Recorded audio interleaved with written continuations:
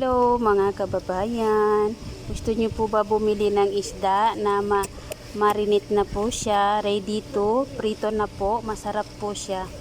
Ayan, bili na po kayo, masarap to.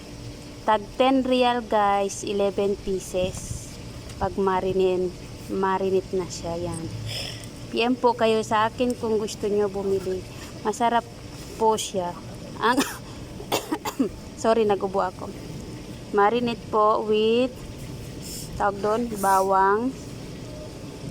bawang, luya, at saka black pepper, asin, at saka suka.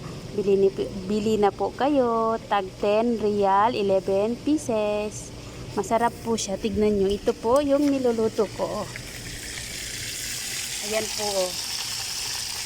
Hindi po siya tuyo. Masarap po pang ulam. Thank you for watching.